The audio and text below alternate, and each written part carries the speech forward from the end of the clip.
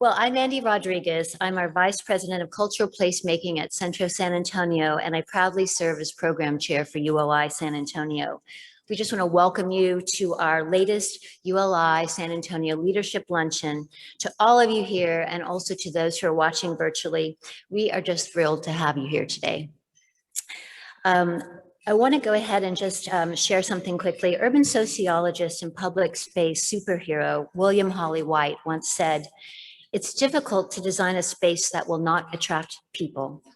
What is remarkable is how often this has been accomplished." So whether you're in love with open space or whether you're just open space curious, you are in for a treat today. We are making the case for open space while the real estate industry should invest in parks and open spaces. We have an extraordinary team of open space visionaries with us here today, featuring Tara Green with OJB and our local expert panelists, Daniel Woodruff, Elaine Carney, and Andres Andujar. But before we begin, I want to do something really important. I'd like to personally thank our 2021 annual sponsors for their continued support. All of you out there, thank you, because your generosity makes it possible to have programs like these, to learn about trends and open space and best practices, so that we can inspire each other and dream the big dreams that we need to as a community together. So without you, there'd be no ULI San Antonio. So thank you guys. Thank you to our sponsors. We're so grateful. I also want to acknowledge our elected officials that I saw come in for ULI San Antonio. Councilman District 10, the Honorable Clayton Perry. Councilwoman District 6, yes, thank you. Councilwoman District 6, Melissa Habdra Cabello. Councilman District 9, the Honorable John Courage. Chris Aldrete, who's the chair of Port San Antonio. And anybody that I missed, please stand. And again, sorry, I have bad eyesight, very farsighted. But anyway, now let's get on to the program. So you know the parlor game that you imagine inviting the most interesting people around the dinner table to discuss ideas and dine and just, you know, get excited and inspired? Well, our keynote speaker, Tara Green, is one of those people you'll want to have on your list. Tara is the principal of program development with OJB, a planning and landscape architecture firm, and leads their new office in Dallas. She focuses on developing the park's planning and programming initiatives. Prior to joining OJB in 2018, Tara was president of Clyde Warren Park. Yes, that Clyde Warren Park. For 5 years, transforming it into a world-class model for successful public-private partnerships. As president of Clyde Warren, Tara kept Dallas' most active green space pristine and safe for the more than 1 million guests who visited each year. She guided the strategic direction of the park and worked to generate funding. She oversaw staff and operations, including 1,300 free activities throughout the year. Another one of Tara's superpowers is her experience from her past roles in the sports industry and venue management. She served as Chief Revenue Officer at the American Airlines Center, Vice President and Chief Operating Officer for the North Texas Super Bowl Host Committee for Super Bowl 45, and the Vice President of Sports Marketing for the Dallas Convention and Visitors Bureau. I could go on, but suffice it to say that we are so lucky and excited to have her here. So let's give it up for Tara Green.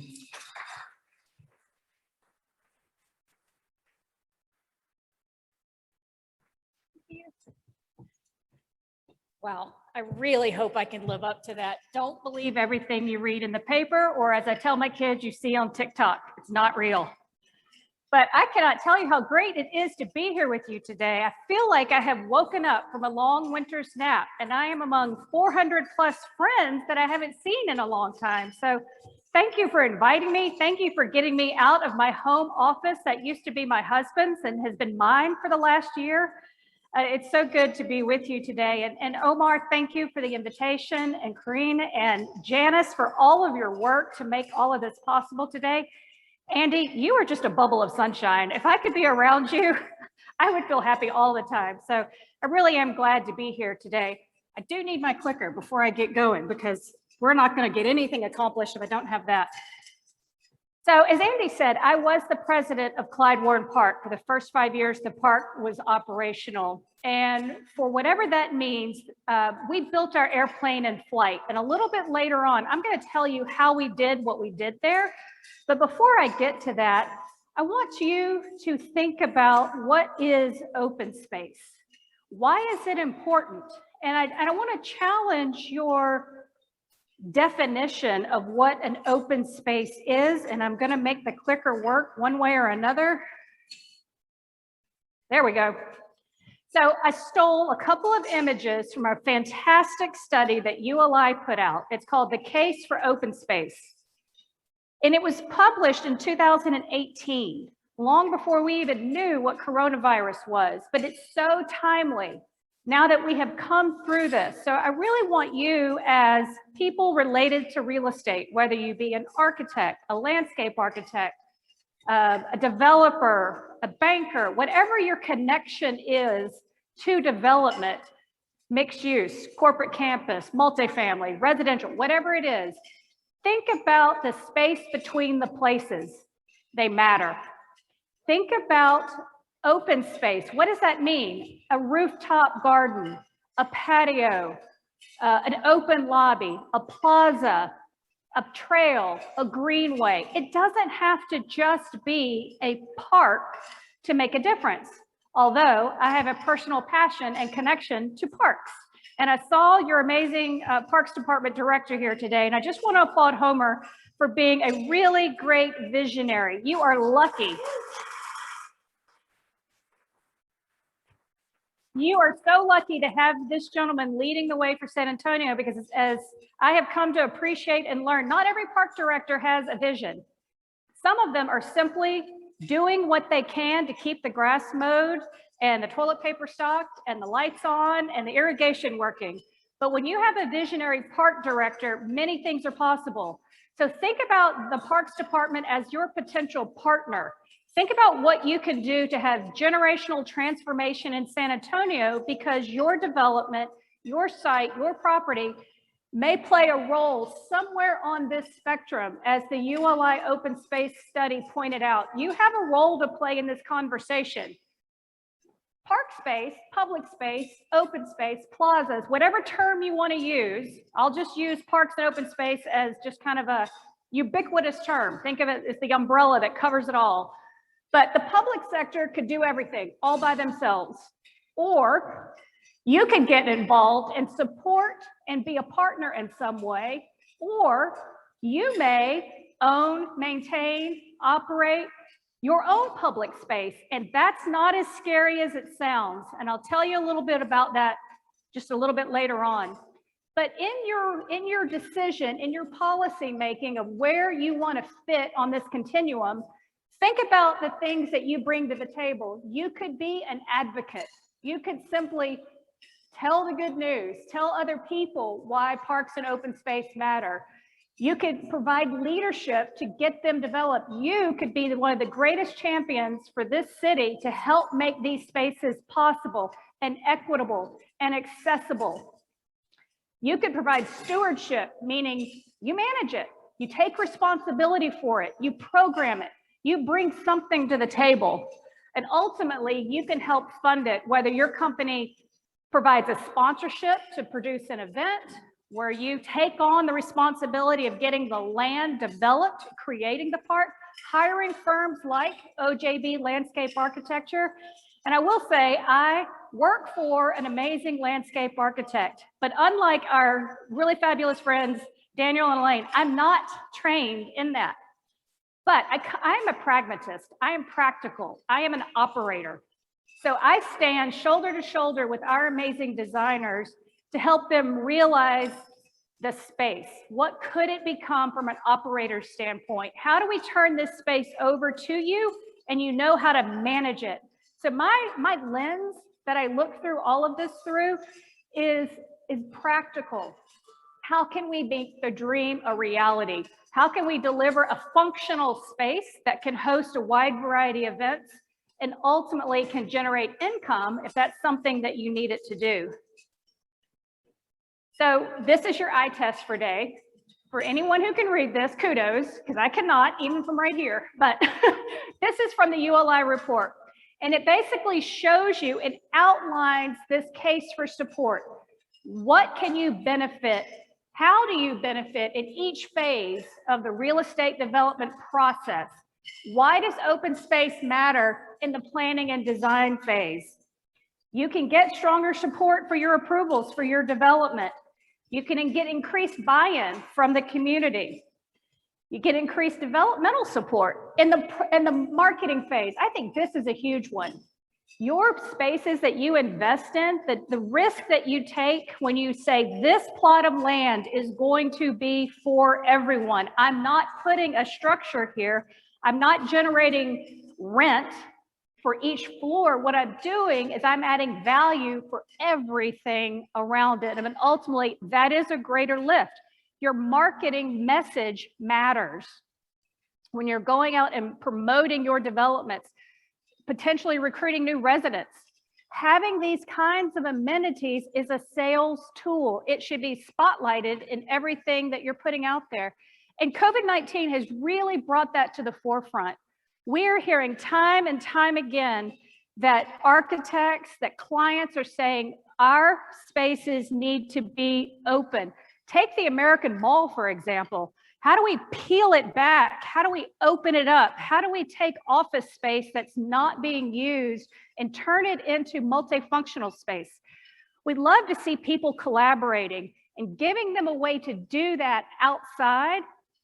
Technology set up that's outside, work pods that are set up outside. We just did the American Airlines campus in Fort Worth, and that was a major component of their campus environment, was setting up literally workstations outside so people can have these collisions of creativity, if you will, these collaboration spaces.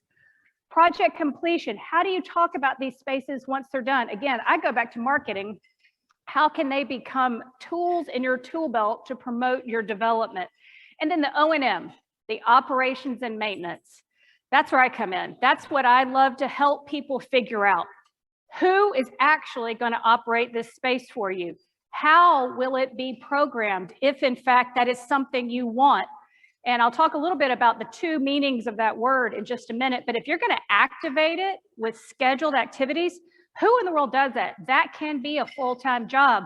As Andreas and Omar know, that's a commitment when you take on programming a public space, but you can find the solution. And ultimately, it kind of comes down to these 4 points, and I'll add a fifth of my own, but it's improve community health and wellness, boost economic development, create financial success. You want to help mitigate the impact of insufficient public resources in your community. You want to create access to beneficial open space, again, going back to health and wellness, while enhancing your long-term real estate value. You're in this game to make a profit. Public and open space is not going to take away from your ability to do that. I argue it's going to improve your ability to do that. Create an active open space, foster social interaction, create value and marketability. And number 4, get community buy-in. Have the public sector support what you're doing. So if there are projects that you're considering and you're thinking in your mind, should I create open space as part of this? Should this be an amenity? Should we have some kind of campus feel, a green spine that runs through our whole development? Please, I encourage you to pull out this ULI study and look through it. It will help you articulate to your board, to your investors, to your staff, to others that you're trying to get on board with this idea, why it makes sense. And I hope the next couple of slides, these next few minutes that I'll share with you, not only will bring this to life, but it will give you something to connect with personally. A reason that you can wrap your head around and say, yes, that's exactly what we need to do in our space. For us, and I'm going to put myself in the landscape architecture field, but as an industry, we think that public open space creates community. It's an opportunity for activation. It is the way to showcase innovation. It creates connections. It promotes health and wellness, and ultimately it's about sustainability. So there are pieces and parts of these 6 ideas that I think could apply to every project, if not all 6 to every project. And so let's think about community. What does that mean? If you have parks and open space, you're thinking about ways to bring people together. And we at OJB are an evidence-based practice. And what that means is we are rooted in the science of how nature is a benefit to our overall psyche, our reduction in stress, just health and wellness overall. And who doesn't need more stress relief in their lives? You know, when you just get outside and you're around nature, you hear the wind, you experience the dappled light, you're listening to the sounds of nature, your blood pressure starts to come down. And I think that is a great experience.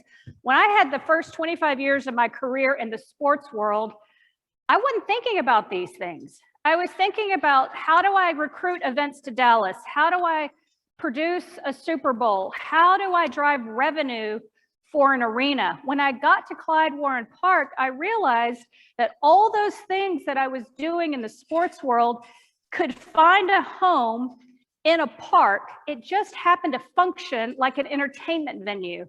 But then I started appreciating the horticulture, the trees, the birds, the sound, the grass, the connections that people were making in this space.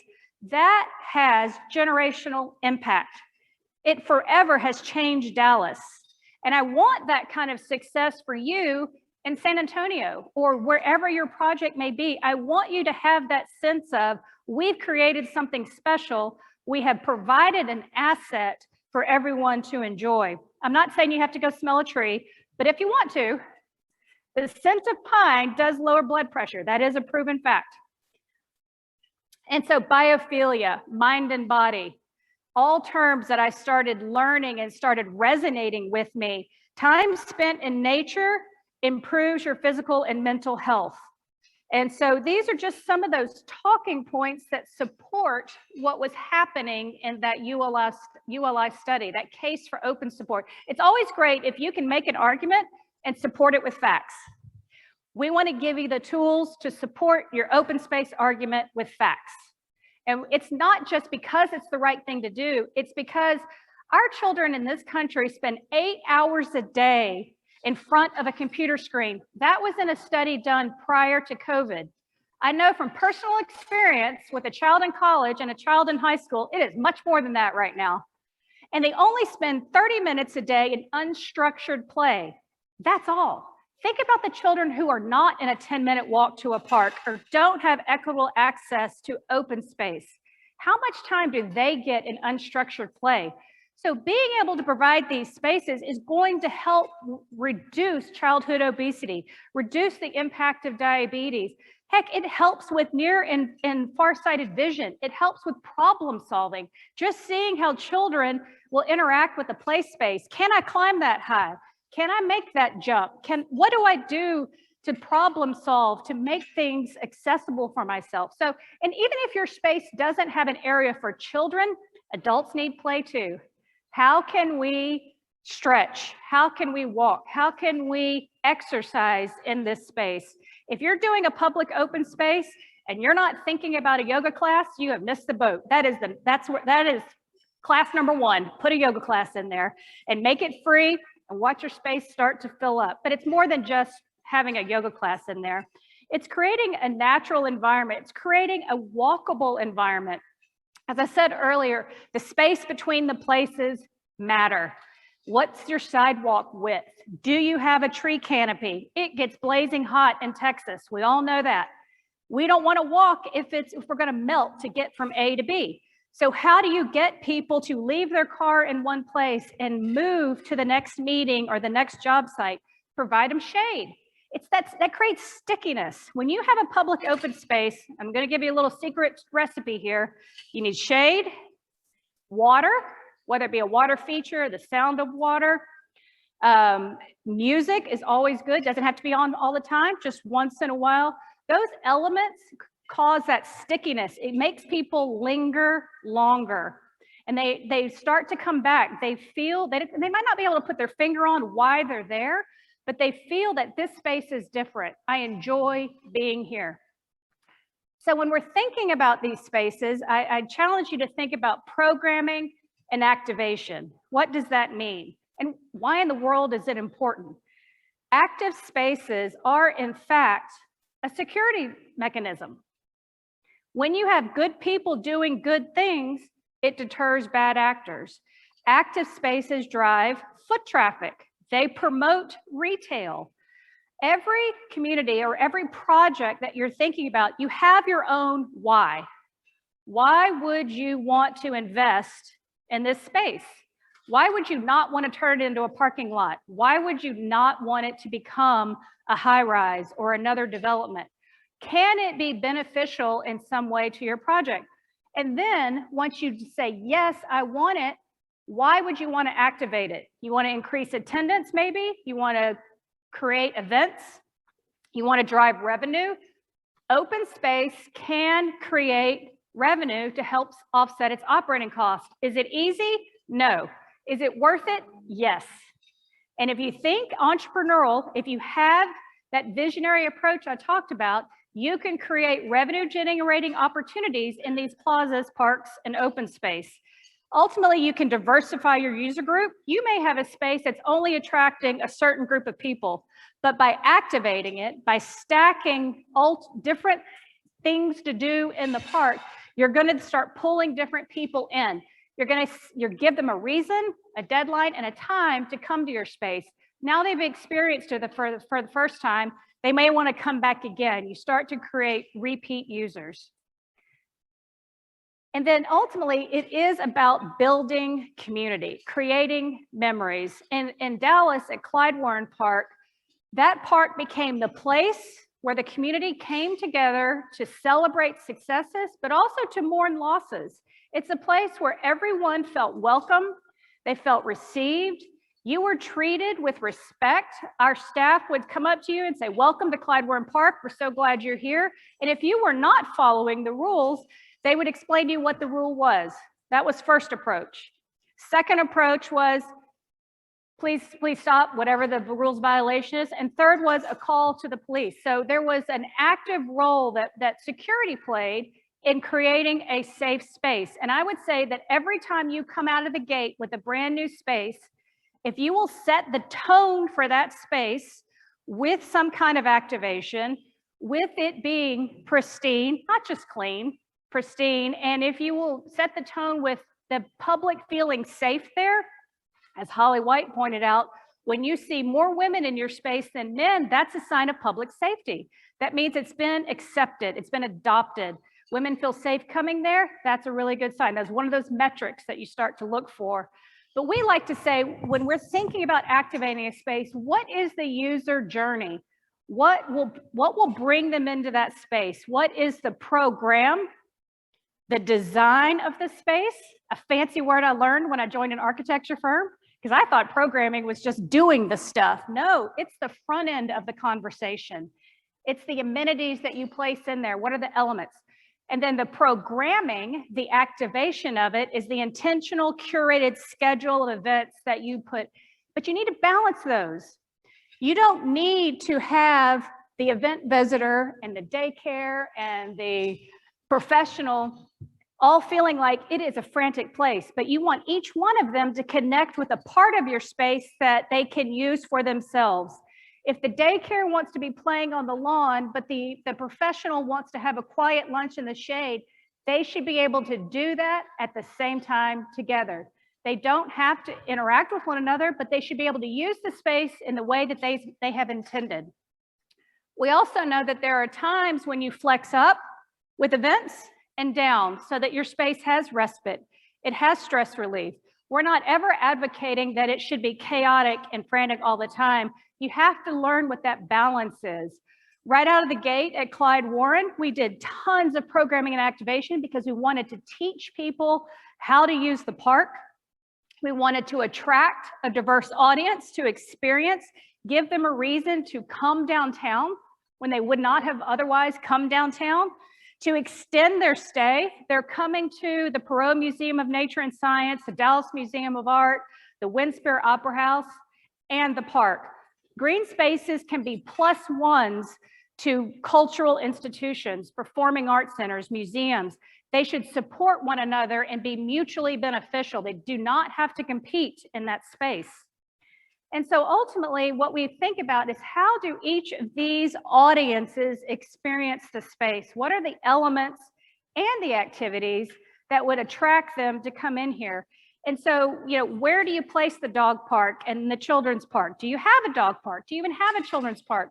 When Clyde Warren Park was being designed, Jim will tell you this time and time again, people said, why are you putting a children's park in downtown Dallas? There are no children living here, none. When you did our community engagement process, no one asked for a children's park. But there were leaders at that time, there were visionaries who were invested in creating more residential opportunities in downtown, and this park was going to support those investments. The demographic age group that is growing the fastest in downtown and uptown Dallas is 0 to 5 years old. There are now 3 elementary schools in and around downtown and uptown where none existed before. And the park is not the only reason for that, but it's part of the equation. It's part of the reason that happened because now young professionals who in the past would meet downtown, would get married or not, be in their home and leave. As soon as they had a child, they would leave because they needed to find a school. They needed to find a park system. They wanted to have access to trails. They don't have to do that anymore. Not only is there Clyde Warren Park, but there are 4 more parks being built in downtown Dallas right now. The commitment and the investment to make those public-private partnerships a reality was made.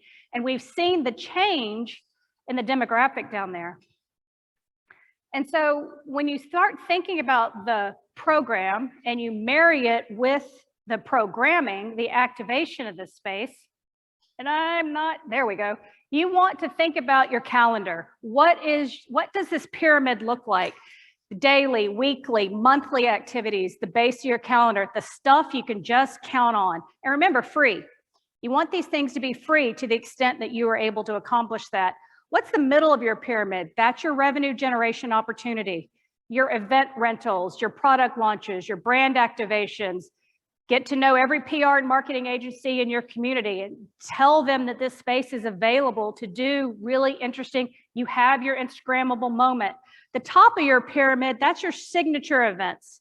Those are those big community-wide events. Those are the things that bring hundreds, if not thousands of people together once or twice a year, and they create that brand authenticity for your space. Your space will have a personality.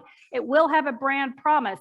And those signature events are ways for you to kind of plant your flag in the ground and say, this is when we want to bring people here. This is how they get to know us. And so some of these slides really are just kind of eye candy. We want you to think about what these spaces could look like when you activate them. Year-round events. Can you do a farmer's market? Can you do a food truck festival? Can you have a movie night series? And don't make the mistake that I'd made when I was at Clyde Warren Park and I started the movies before the sun went down. Learn that lesson the hard way. You gotta wait till the sun goes down before you put the big movie on. But we figured that out. Again, I remind you, we built our airplane in flight. And if any of you want to learn about my mistakes, I'm happy to share them with you. But ultimately, we realized that this is going to become an asset for the community. It's going to become a place that everyone can adopt. And it is about lifestyle. Lifestyle is so important now. I had no reason not to work out when I worked at Clyde Warren Park. There was a free fitness class every day out there. I know because I helped put them out there. I didn't use them. Shame on me. So if you have these spaces, use them yourselves. Get out there, enjoy them, go eat your lunch in the shade, take advantage of bringing your family to meet you, let them see what you do for a living and let them be proud of this amazing space that you have created. And it's not just about yoga. It's kettlebell, boot camp, HIIT class, spin cycle. I mean, you can bring spin bikes into a park real easy. It's very doable. It's working with your nonprofits to help them further their mission. Go Red for Women Day had a big event to promote cardiac health awareness. You can bring a mobile mammogram to your park. You can do a 5K run in and out of your open space. Those are also revenue generation opportunities. And they told me it was tricky. Maybe I'm not holding my arm just right, like a wand. So think about the technology. What is the technology that your space can have? How do you support collaboration? Wi-Fi. Wi-Fi is also a great way to get demographic information. If you can just ask a simple question, what's your zip code? When you log in, you start to understand your heat map. You start to understand where people are coming from. If you make it easy for them to telecommute, to plug in, to recharge, not only themselves, but their devices. At Clyde Warren Park, the #1 use of the Wi-Fi in the first 3 years the park was open was Netflix. And I kind of think that's a sad commentary on our society because it says we want to be alone together. We want to have our solitary activity, but we just want to do it around other people. Hopefully, Andy's like, yep, I understand. But hopefully we start to get away from that and we start to put that device down and we start to interact with one another. And we have seen multiple pickup games of soccer, futsal, football, whatever you catch, whatever it is that just spontaneously pop up in these parks, people who would not have ever otherwise interacted playing together. And that has got great value. I think that is part of the conversation that our communities need. But we do have to recognize that we need to provide the technology in these spaces. And temporary art installation, I cannot stress how important these things are if you're able to do them because it gives something new. And if you can make it interactive, all the better. Now you've got those Instagram moments. Now you're amplifying the voice of your space by someone else saying how great it is.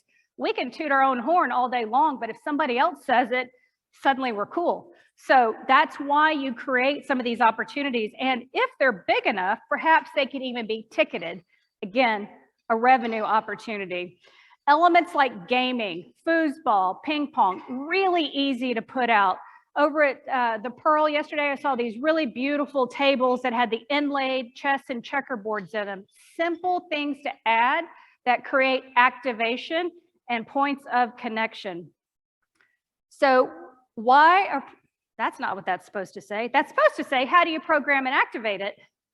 Well, you start by figuring out what is the mission of your space. Some of the things that we have heard is we want it to be safe and active. We want to create unique experiences. We want it to be financially self-sustaining, and we want it to be culturally diverse. That mission, some of that may apply to you. You may have other missions, but have mission alignment before you get into the design process. Be able to articulate that vision to those that are helping you create this new space. And then who is going to come to your space? Who has eyeballs on it already? Who do you want to track that's not there? How do you bring them? What can you do that is going to give them a reason to come there? What does your demographic look like? Where are they coming? What's your heat map look like? You can project on it, but study it. As soon as you open your space, start taking attendance. Start looking at the time of day, your weather. These are things that information is invaluable. We learned that the park between 50 and 95 degrees was our sweet spot for activities. Below 50 degrees and above 95, we started to lose people on the weekdays and the weekends. And so you start to understand who your visitors are. What are your metrics of success? Do you need to get those revenues goals, those attendance goals? I'm starting to hurry because my watch has gone off and it's told me it is time to wrap it up, but I have a lot of ground to cover. What is the model for this? Is that okay if I had to take a few more minutes? Okay. Public-private partnerships, privately funded, privately managed, publicly funded, publicly managed. Those are that's not the only way to do it, but those are some of the general ways that we make that happen. Where does the money come from? There's some basic sources that you can combine in bits and pieces: bond money, a TERS or TIF, ground leases, federal grants, opportune time. We have got an amazing opportunity with the Biden administration, the infrastructure bills that are being proposed to look at grant money, look at infrastructure for federal funding, and make those infrastructures amenities.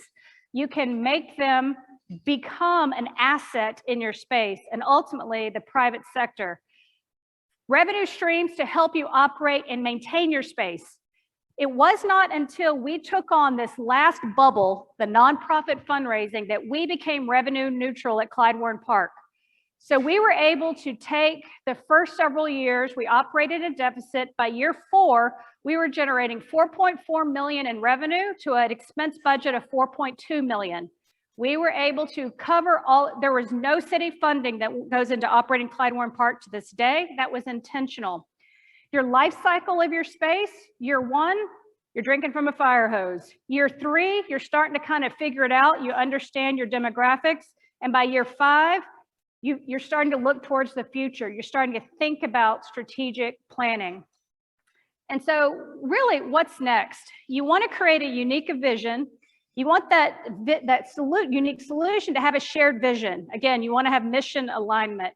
And then ultimately, it's realized ROI. How do you show your investors that this space can make money? And I do have just a couple of slides, if I can get the clicker to work, that'll show you Clyde Warren Park. It is 5.2 acres. It's built over a freeway in downtown Dallas. It's publicly owned and privately managed. That's the basis for it. $112 million was raised to build it. $97 million was spent to operate it. There is a dedicated 501c3 that manages the space on behalf of the city of Dallas. So there's a direct connection to the Parks Department, but it is privately managed. And that's what it looked like before and after. One of the things we're really proud of is kind of the economic impact of this space. That's the program of the park. There are pieces and parts of this that, when combined together, make up a beautiful space.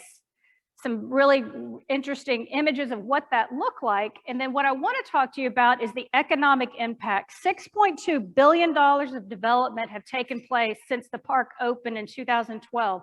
Property was selling at $80 a square foot in 2009. When construction started, it's now close to $600. So I can't promise you that kind of exponential return on investment. The city of Dallas does estimate that in about 2.5 years, it realized its $20 million investment back. So the impact has been substantial. You have seen the development coming up in and around. It's not the only reason that this is happening in Dallas, but it's part of the conversation. It's part of the equation. And I think that's what we all have to keep in mind, that these public open spaces can be part of the conversation. And I will leave it there because we are out of time. Thank you so much for allowing me to be with you today. I really enjoyed it.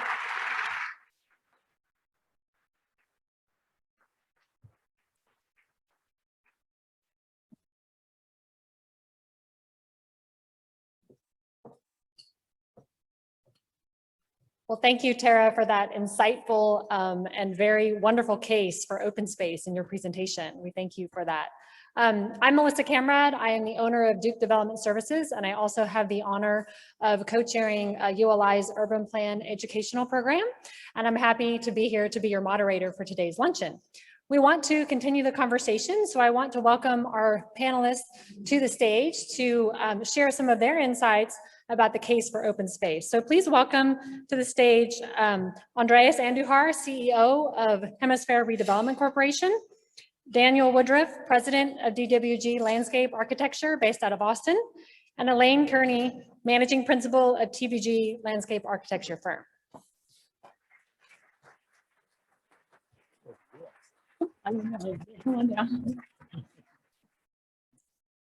Daniel's a leading voice of the urban architectural landscape.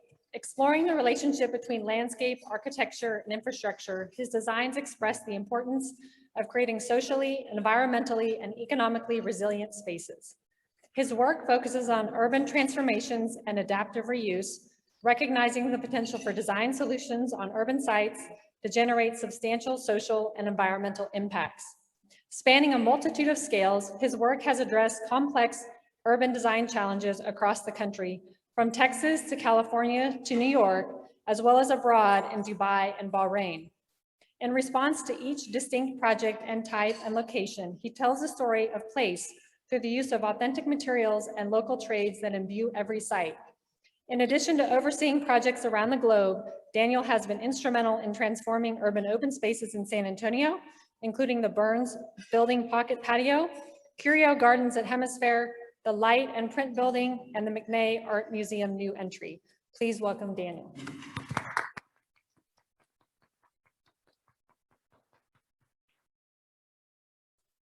Thank you. Just get technology working.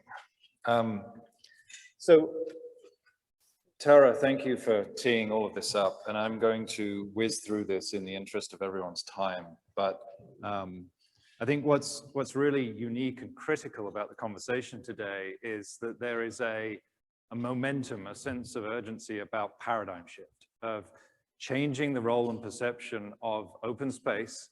And the definition of open space, as you kind of said, it's not just about parks, about plazas and streets and activation. And as a design firm, we believe that conversation about shifting reality is critically important. We believe that that shift doesn't always have to be permanent. There is a critical incentive to gain critical mass and to create spaces that are sometimes temporary, that evoke a sense of change, that introduce this highly malleable, artful expression of landscape and change. This is one of our temporary installations on Waller Creek in Austin.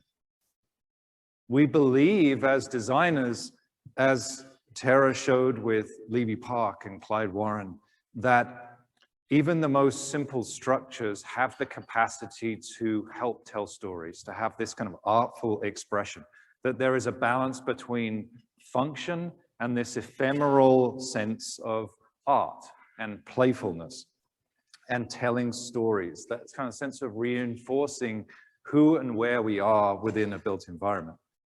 Like this, in its simplest form, a shade structure that's providing meaningful spatial definition and shade, but also telling a story about water and a cloud that hangs in a valley, that is about reinforcing in this project the sense of harvesting water and sustainability and innovation of landscape and architecture, that in a larger sense tells a story that is critical about sustainability, about being innovative, and about really having this sense of what we often call functional green, this kind of performative sense of open space and landscape.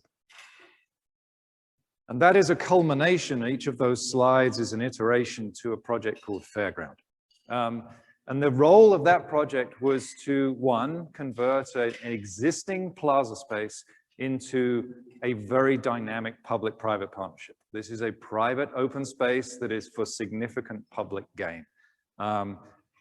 Again, that kind of balancing act, but the goal and the really kind of the magnificence about this project is that it has and continues to become an increasing kind of social, environmental, and economic catalyst for not just the project itself, but larger areas. So let's pivot those slides into a sense of change and comparable projects that are happening here in San Antonio. Contrary to popular belief, we as designers don't always use 3D anymore. We still love to draw. This is a quick story about the ongoing dialogue of change and transformation with HPark and Hemisphere and the role of the public-private partnership with Zachary for what we call the Curio Gardens. The objective here was to very much blur the line between a park and a private space, between a right-of-way and that kind of transect, and blurring the distinction of where does that public and private space start and stop. And the result was to very much envision and imagine a project that has increased differentiation and brand recognition. But it's very much about leveraging the borrowed experience of a park to a project, to a hotel, to an office. And that ultimately leads to a conversation that I think is, I really just wanted to reiterate to all of us here, that open space has this amazing capacity to have profound social and community engagement, and benefits that are very much about your return on investment. And in that context, open space for all of you as developers is about asset management. It is really, truly about leveraging that public open space or that private open space to build brand recognition, to build loyalty, and subsequently, ultimately, to increase that kind of value, sales, retention, the ability to draw people back and to, frankly, talk about how amazing their place is. But that sense of change doesn't necessarily have to be big. And one thing that I find particularly amazing is that triage can occur on a really small scale. For us, quickly, we're going to talk about the role of pocket parks. And that conversation was a dialogue about how do we transform a predominantly car-centric model of traditional development into a more kind of human-centric, people-placing kind of dialogue, where triage is a temporary series of incursions that really changed the paradigm. This was the first project, Royal Blue. It was done as a pilot project. And I know this is not going to play the movie, but there is an economic reason to this. Each parking space was $7 a day, 14 bucks to feed the meter in those 2 parking spaces. When you apply the hundreds of people using that patio every day, the economic generation for not just that private business owner, but the entire block was profoundly more impactful, almost 20 times more impactful, where they're still getting parking revenue and the aspect of where this is going. The patios have very much become this kind of paradigm shift of making a new normal, about inclusivity, about socially, environmentally, and economically changing this resilient landscape from 4 cars to 50 people, a sense of really activating how these projects can kind of interact. And the patios themselves are evolving, and we've been constantly pushing this dialogue of what it means for open space in terms of the role of art within the right-of-way, the role of design as art, the role of climate action and environmental forward motion, to really, throughout everything we do, promote a more sustainable, truly sustainable infrastructure. The image on the left there is the original 3 tree wells with parallel, well, the head-in parking, to now suddenly this ability to simply just intercept and manage stormwater in a very simple, profound way that can have this kind of cumulative effect on what we do as designers. And the pocket parks can also then be a discussion and dialogue about these highly modular aspects that, again, are quick, iterative, easy to roll out. In Austin, it took us months and months to get permits approved. And here at the Burns patio, with the trust of David Adelman and others and the city to experiment within your own right-of-way of what a pocket park can represent to be a catalyst for change. Not necessarily the end game, but an opportunity to grow. That growth can be transformative and big, as Tara had shown.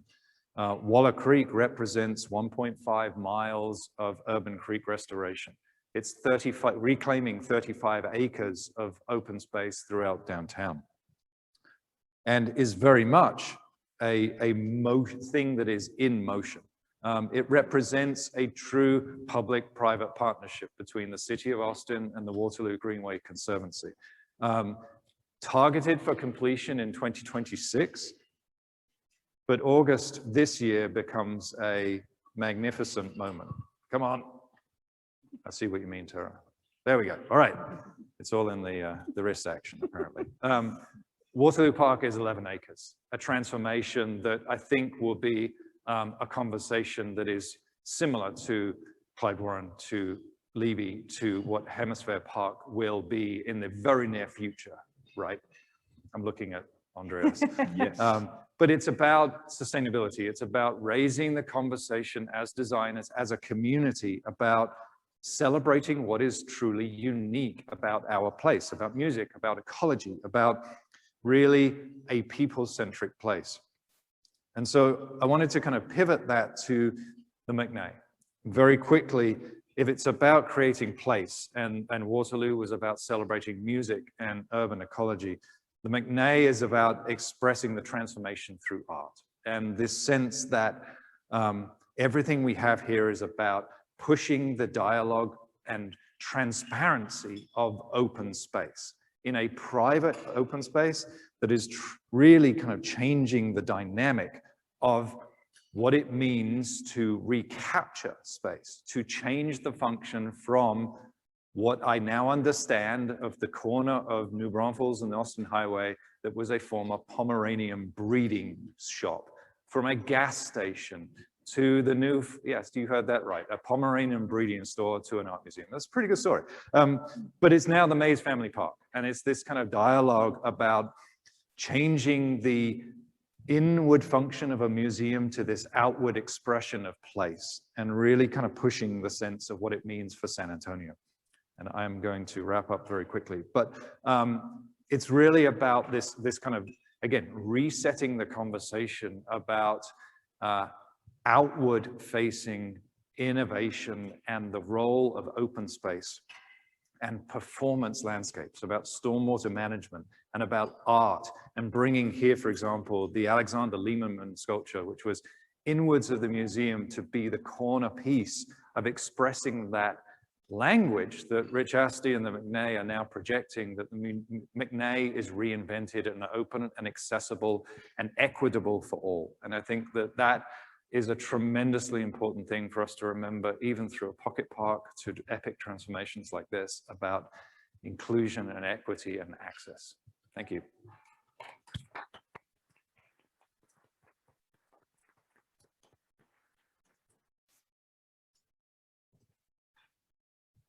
Thank you, Daniel. As a licensed landscape architect, Elaine helps guide TBG Partners San Antonio office. She leads her team in designing compelling landscapes, both public and private, which are rooted in the ecology and unique environment of the Edwards Plateau region. She received her Bachelor of Arts in Economics from Trinity University and Master's in Landscape Architecture from Harvard University. Elaine brings a sophisticated design perspective to every engagement, which reflects her wide-ranging professional and academic teaching experiences, which have spanned from the East Coast to the Pacific Northwest. Since moving to San Antonio in 2015, she has become deeply engaged with civic life, advocating for the best possible version of San Antonio's built environment. In addition to serving as co-chair of ULI's Placemaking LMC, she is a founding member and vice president of Design Forum, serves as the mayor's representative on the Linear Creek Parks Advisory Board, and on the national board of the Landscape Architecture Foundation. Please welcome Elaine.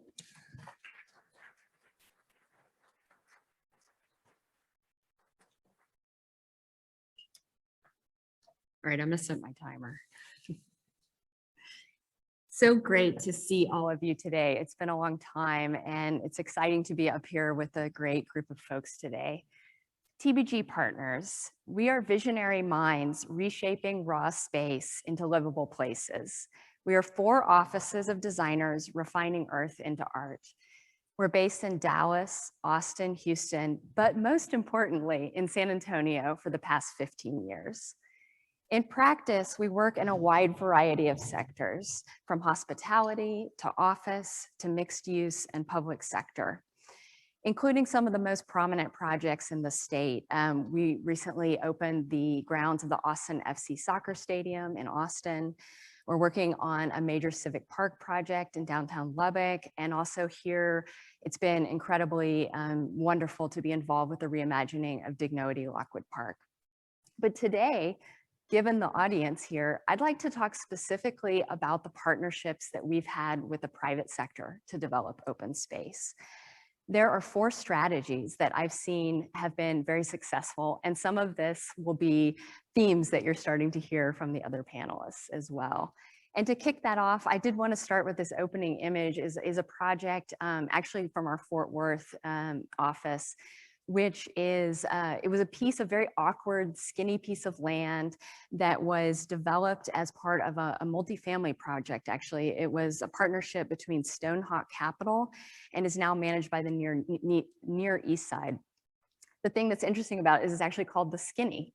And that kind of leads me into one of my first points, which is that sometimes, I can get this to work, small spaces can have very big impact. So as much as we would all love to have the next Clyde Warren Park in our backyard, sometimes that's not the reality of what you have to work with.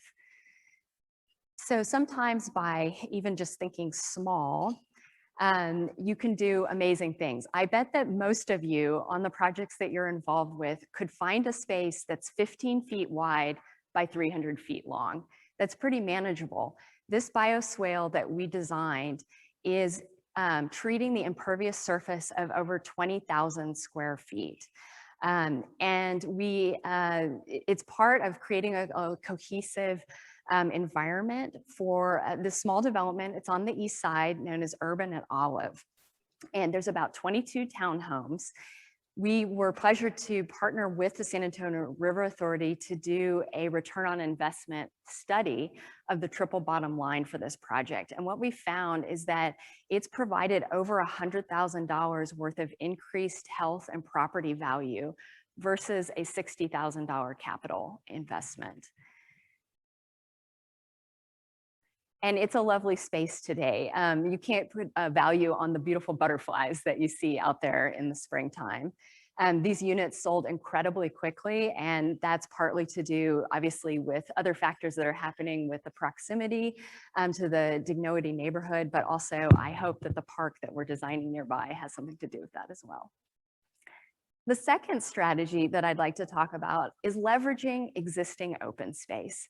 San Antonio is incredibly blessed with the investments that people who've invested their time into creating things like the Mission Reach. You may recognize this image. This is from the Mission Reach just south of King William. This is a project called the Flats at Big Tex. And what I think is amazing about this, we had this great dinner last night, and we were talking about the other kind of TOD, which is trail-oriented development. I think that there is an incredible opportunity here to think about the Howard Peak Greenway system. How many developments, unfortunately, along it are turning their back to that linear creekway system when they could be doing what this project has done, which is made that an amenity. Yes, this has a beautiful resort style pool, which celebrates the history of the silos that were on site. But the main amenity is getting to live right on the trail. Taking this concept even further of making the park your amenity is the 68 multifamily projects, which is co-located inside of Hemisphere Park. And besides the incredible artwork, the main amenity to living here is the fact that the park really is your backyard. And if you've had a chance to be there or walk around, I guarantee that you would not be able to figure out where the park ends and where the ground lease for the 68 begins. It was all about stitching the two together. And there are some wonderful moments, celebrating the history of the acequia. There's some, there are thresholds where the entrance to the building, you cross over a lovely little water feature, which has been inserted into there. And for those of you who are local, the programming on the ground floor of this is key. That we have Rerooted has just opened, which has a lovely little outdoor space and an alley. Box Street Social is going to be going in, and of course, Lick Ice Cream. So again, picking up on those themes of how important it is to give people reasons to come and the programming. man, this thing is not sensitive. So taking that idea to the logical extreme is one of the projects that's just opened, the Hilton Canopy on the Riverwalk.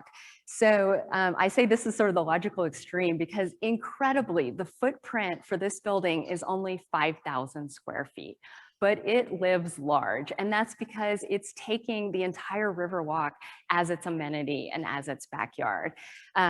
Incredible collaboration with our partners at Gensler and Lake Flato, who've created this just stunning 2-story outdoor space where you can sit on the Riverwalk, and it's absolutely packed. People are craving that experience. Not only is there this great space down on the Riverwalk, but if you can see up in the upper left-hand corner, on the 3rd floor is this cantilevered bar.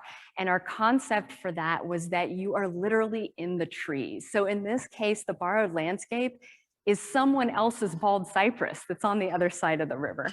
But of course, we've done our part. We've craned a brand new bald cypress in down to the Riverwalk. So we're going to be stewarding the next generation of urban forests.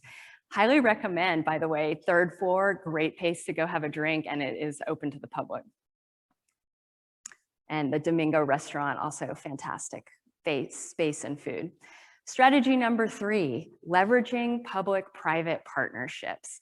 So as has been discussed, there's this spectrum of the way that open space can be delivered, everything from fully private to fully public. We have been honored to have a longstanding relationship with the South Texas Medical Center.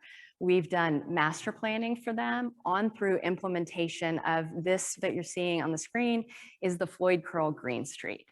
It's just shy of 2 miles long, and the partnership came through what's essentially a business improvement district is the Medical Center Alliance. And we have had a marvelous time being able to coordinate with the city of San Antonio. So the business improvement district has helped to fund studies and make them shovel ready so that they can become bond projects, which was how the Green Street was built. And along it is really changing the paradigm of the medical center because you don't want people to think, I only have to go there when I'm ill, when I'm sick. This is about bringing health, connectivity, and wellness to the entire community through a series of trails. It also has a dedicated off-street bicycle track, and then it connects in with the existing open space in the medical center. Last strategy. Sometimes the open space that you're looking for is right in front of you, and you just need to think about it in a slightly different way. I'm sure everyone here is familiar with the Weston Center. It's one of the premier office properties in downtown San Antonio. Happens to be perfectly situated with the incredible activity that UTSA, the new Frost Tower, and the Frost Park are bringing to this part of town. In particular, because of COVID, they recognized an opportunity to stay competitive with their clientele, to make this outdoor space an amenity for the tenants. Currently, you've probably all walked through this plaza. There's not a lot of that stickiness right now. It's basically a pass-through space, and it was kind of a glorified landing spot for a monument sign, and that was kind of about it. But when we looked at it, it is a full 1/3 of an acre in downtown San Antonio. So with a lot of input from their tenants on what they wanted to see, surprise, yoga, we are creating a new event lawn that there's going to be on-site fitness that will be programming on a regular basis, the boot camps, the yoga classes, the wine tasting. We're creating new access points in from the surrounding sidewalks so that this will truly feel like it belongs as part of the city. There will be game carts, and there's going to be a brand new deck, which will be a fantastic place to go and grab your coffee from Commonwealth to have a business meeting, but at night that can become a stage for performance. All about multi-use. The drop-off lane will host food trucks. So it's a little case study, I think, of many of the activation strategies that we've heard from before. And if it ever stops raining, it should be open later this summer. Thanks so much.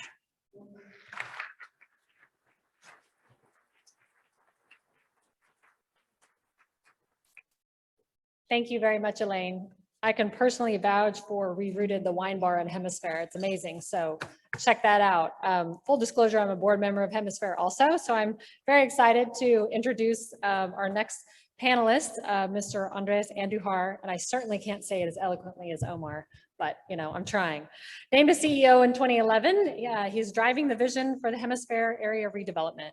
Tasked with creating one of the world's great public places, Andreas and his team are leading the transformation of the 68 World's Fair site into an urban district of multiple parks, residences, and local businesses.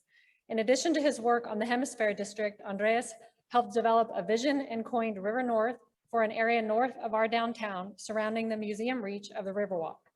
This resulted in a 400-acre urban rezoning and the creation of a tax increment reinvestment zone, exponentially bolstering development in the Broadway corridor.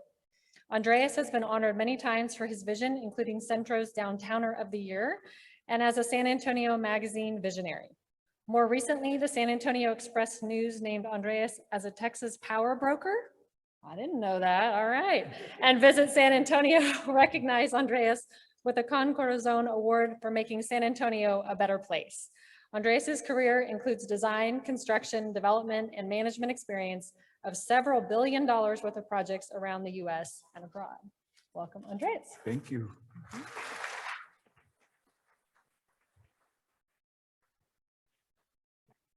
We defined open space. It could be rural, suburban, urban. It could be very large, small, medium size. It could be natural or highly designed, but whatever it is, we use it all the time. And where I find my passion is the more dense the area, the more valuable the open space. And I'm fortunate to be working on a project that is in that dense area. Oh, I have the same problem. Okay, where's the radar? Who can name this? What city is this? New York, okay. Free membership to Hemisphere for a lifetime. New Yorkers, obviously this is one of those places that has a small green patch next to the urbanity, the density of the built environment. I try to think about what is the value of this space, and I don't really know what to say about that, other than if you just take a square footage at $1,000, which is a proper Manhattan cost, then you have almost $40 billion in value.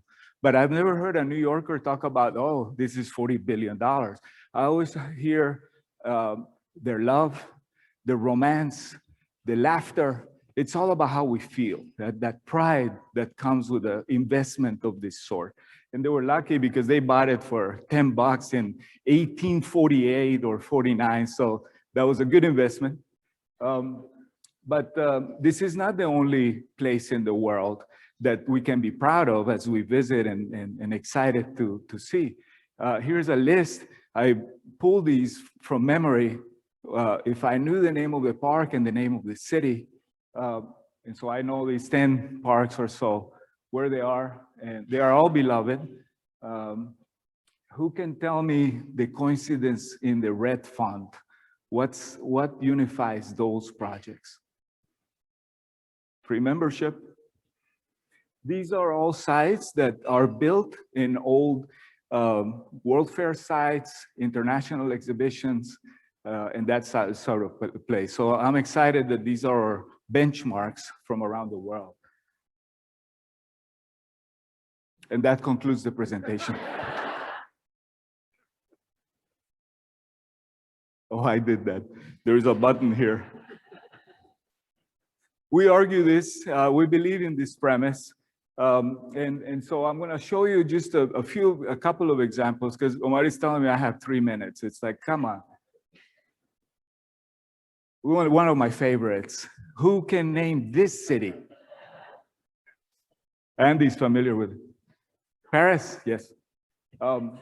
They don't need it, they are already branded. Everybody knows what this place is.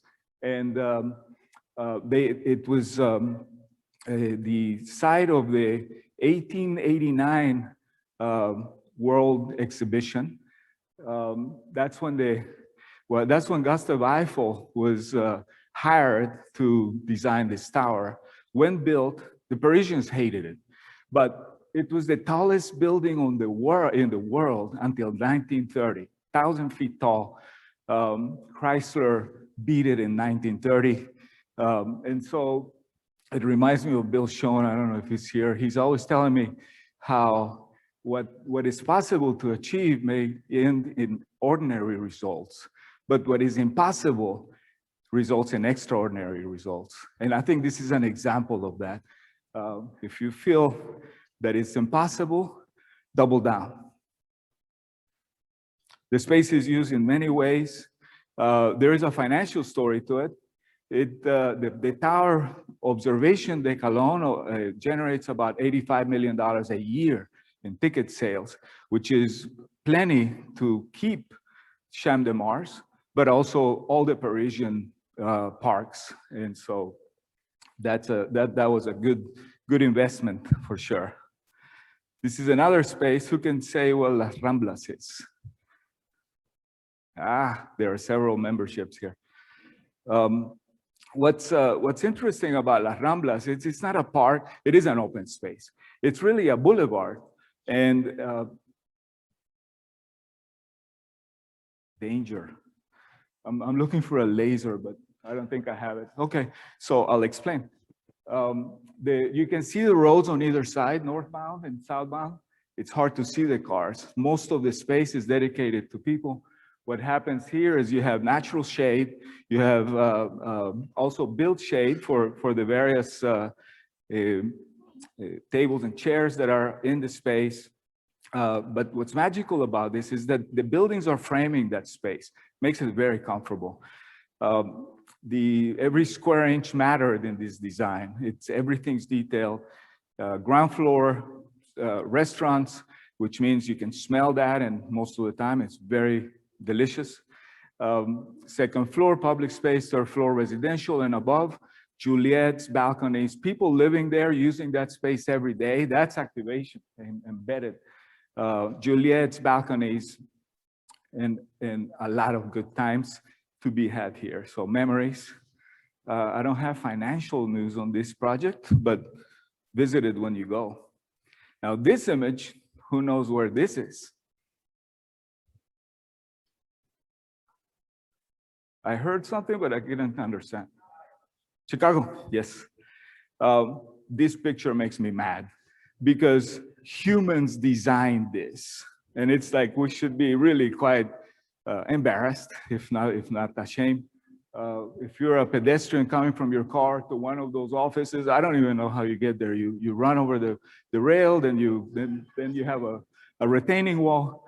But you really want to go to work to park here and make it. But Chicagoans did have a vision. Beautiful. Millennium Park. This is not a park. It's a green roof. 4,000 cars below it. It's a revenue source. They're making money. The multiplier. I didn't want to show that. There's this thing. Okay, there's the multiplier. $550 million or so for the park, 2 billion plus since 2004 when this opened. For multiplier is not bad, and they're realizing that in stride. So who recognizes this image? 1920s, San Antonio, greatest flood recorded, 8 feet floodplain at the door to the cathedral. The whole downtown was underwater. So we had a good idea. Let's cap it, and then we make a tunnel out of the river, and we can put a lot of parking lots on top of it. But the Conservation Society and the Hugman plan yielded a different answer, this one, which we are familiar with. But the financial story on this is what I call better than anything I know out there. And it looks like this. It cost $460,000 to build in 1941. The feds pay for it through the Work Progress Administration. If you had that money in the bank in 1941 at 6%, you have about $30 million today. And I may be off, not big numbers, but just follow the logic. The development that followed on the river shore is $1.8 billion. That's generating $48 million of property taxes per year. That's the revenue stream to the city. Instead of 30 million in cash, you have 48 million every year. That's what I call the golden goose. I'm trying to find other golden gooses to invest in, but it's going to be hard to replicate. River North was mentioned. It comes from the idea that the river, the museum reach would be built, improved, 3 minutes. And so we speculated about the potential development on the private side, what value could be brought to the equation. And from it came many things, working very closely with the city.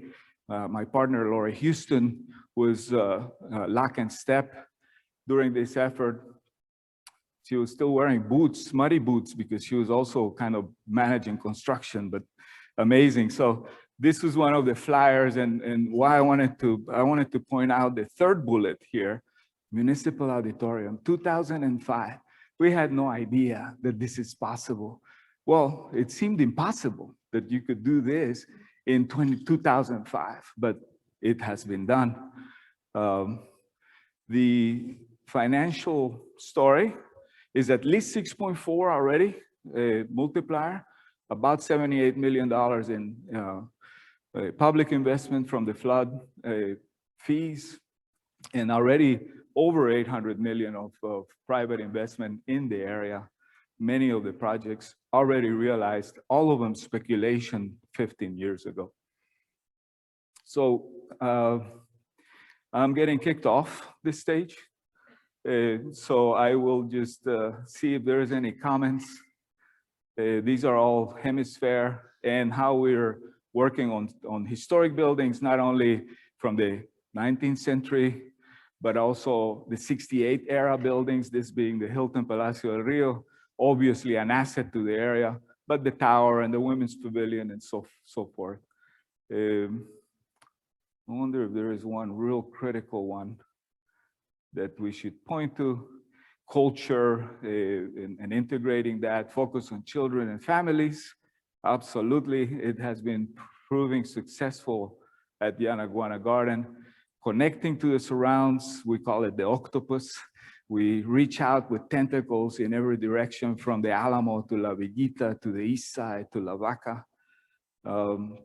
Create pedestrian ways, and because we're in Texas, make sure there's shade, clean and seating areas. That's the pergola at Yanaguana Garden. And then also improve those right-of-ways, and these designs are being finalized.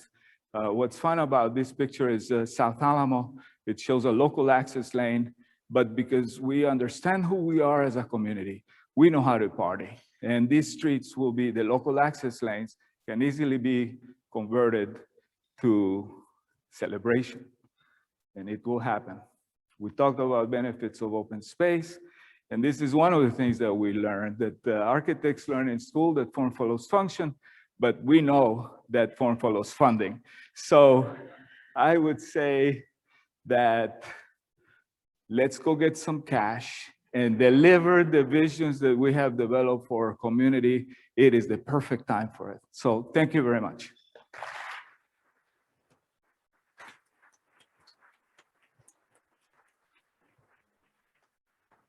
Thank you, Andres, for that. And thank you all for your wonderful presentations. I feel like this has been a crash course in all sorts of open space. You certainly have made the case, in my opinion, for all types of open space, but want to definitely get to a couple questions. I know we're at time, so the enthusiasts, please stay. We'll get a couple questions to the panel, and then certainly some from the audience. So if you have a question, please go ahead and text it in, and I'll see it here on the iPad. But the question is, we talked a lot about, paradigm shift and, getting away from, vehicles and more pedestrian friendly connectivity and things of that nature. And I think there's been for a while sort of a shift and a sell, if you will, within the development or real estate community or the people that are doing that work. How do we continue that momentum for this case for open space, not only with the professionals that are making those decisions, but also the communities and community members to really ask for that and buy into all the variety of parks and open space that we can offer? Who wants to take it? I'll jump in and say that I think to some degree it's about having those projects that we can point to that have been successful, that can be the paradigm shifts. And I think that's why a project like Yanaguana and Hemisphere is so important. The idea of people getting used to the fact that this is a downtown for us. It's not just for the tourists, that it's a destination that I know that I'm going to be able to come downtown with my family, and we're going to be able to get great food and drink and entertainment. And then, oh yeah, while we're there, we're going to wander around, we're going to, explore other blocks and parts of the city. And I think the more that we can have that connective tissue, and of course that comes with, I think there is great visionary projects that are coming too, that the city's been supportive of. And that's so important because it is the spaces in between too, that the roadways, that everything has more of that pedestrian focused lens on it. If I might add, I think there's also a sense of, you've got to keep your finger on the sense of spontaneity, of holding on to with these great moments of change and using projects like Clyde Warren as really valuable case studies of the success, but never forgetting that kind of sense of local culture, that flavor of the sense of place that makes each of our projects almost non-reproducible in terms of the aspects and culture that really needs to be amplified. And I think that's when you go from that kind of great to exceptional, is when the cultural aspects are truly embraced. And whether that is just temporary art installations or mural artists and the sense of how that is expressed, there's a really kind of critical sense of how you can have quick wins by engaging the community quickly. I think for San Antonio, a lot of you highlighted, through the projects that you spoke about and stuff. San Antonio has a really great platform now with projects that are up and coming with Hemisphere, the trail system and things like that. So when we think about the last 10 years of San Antonio and all of the momentum of those projects really adding value to our city, how do you see the next 10 years for San Antonio with open space being an influencer in not only the value creation, and also just adding to the culture and stuff and the identity of San Antonio? San Antonio is a Class B market, and how does open space play into maybe the next 10 years of getting us over the hump to be more of a Class A market? We talked a little bit about it last night when we had a chance to have dinner together. And I think it's really important to recognize that we have another bond on the horizon. And I've been really heartened to read that the mayor is very pro open space. And I think it's the time absolutely to be leveraging, funding sources that may be coming down from the federal level and thinking about how that infrastructure becomes people spaces as well. But the second part of that is, I think, tooting our own horn better about what we already have. We know, no offense to Daniel, but that, Austin's been, it's been, doing a better job of telling the story of livability, of attracting companies that want that quality of life. And the crazy thing is that we have it in spades when you look at the Linear Creek system, the amazing parks that we have, so I think making that part of our marketing story to attract people is something that we could be doing better. No, we talked last night that actually I truly believe that San Antonio is ahead of markets like Austin in terms of the realistic potential of connectivity, open space, and leveraging that. There is, an unbelievable kind of critical mass that is happening in this city. And if you can continue to kind of create those moments of micro connections from the rivers to the creeks to the plazas to the open spaces to the major investments of parks to come, the opportunity for this city is unimaginable in terms of the potential. Yeah. I'm accused of being an optimist. And I confess that I believe today is the beginning of the roaring 20s. And the next decade is going to be remembered for generations to come. And our investment in green infrastructure are essential. They are infrastructure. They're not a wish, it's a requirement. And it fits so many solutions from psychological to entertainment. So we will grow, we will evolve, and our attention to make sure that we're investing in this critical infrastructure is part of what will assist through this crazy roaring 20s that's starting today. I want to quote you on that as a tagline. You heard it here first. So we have a very specific question that came in, and I'll point this to Daniel. This person's very interested in the use of pocket parks in urban areas. What's your take on their value? Exponential value. I mean, I think when Royal Blue took a leap of faith and invested their own money, I think there was always an aspiration that it would be good for them, that there would be an ability to simply have 25 additional patrons using their space. I think the unforeseen benefit that is now reproduced time and time again, not just in Austin, but around the globe, is that these micro insertions of people place have a profound impact on a block, on a kind of a city infrastructure of changing the way that people interact, the moment to just stop and pause. I mean, we're all surgically connected to our digital devices, and we go from, you know, the 1 hour casual lunch break to eating at our tables. But when there are those opportunities to just explore the street again and use those pocket parks as experiments to constantly nudge policy and the sense of entitlement and the sense of human psychology and environmental responsiveness, the role of green infrastructure. I mean, a pocket park is a tool to test that. I think as a city, San Antonio has an amazing potential, and the Burns patio was so warmly and quickly embraced, from city leadership to the policies to rolling it out to individuals like David willing to experiment with what happens next. And I truly hope that that is taken and run with 1,000 times, because the capacity to make our streets greater is truly amazing. Thank you. I know we're about 5 minutes over time, and I want to be sensitive to that. I would like to ask the audience a question. By a show of hands, how many of you have visited the trail system, been to Hemisphere, been to any of the open spaces that we talk about in our community? How many of you? Everyone should have their hand raised, and if not, you should be like raising it. So I guess I'll just close with that. I want to be sensitive to time. I just encourage you all to really think creatively with open space and think creatively in your financials and how you can do that, and how to activate San Antonio, and certainly get behind our community in doing that. There's a lot of value to be added to our city, not only today, but long-term if you make this investment now. And I just thank everyone on the panel for making such a strong case for open space, and I certainly hope you enjoyed the presentation. Please stay well and enjoy your summer.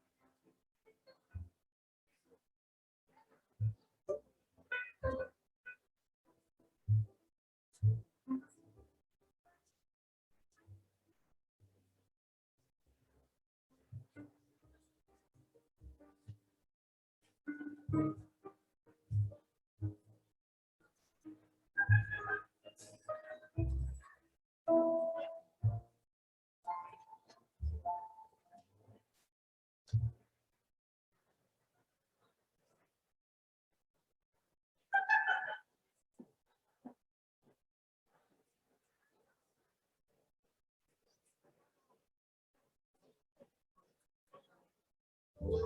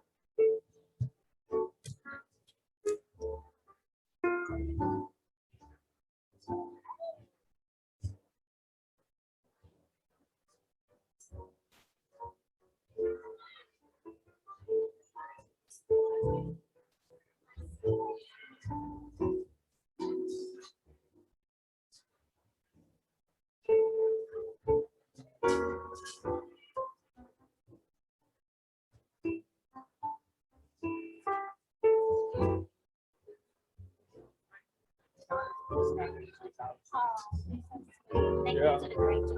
Thank you.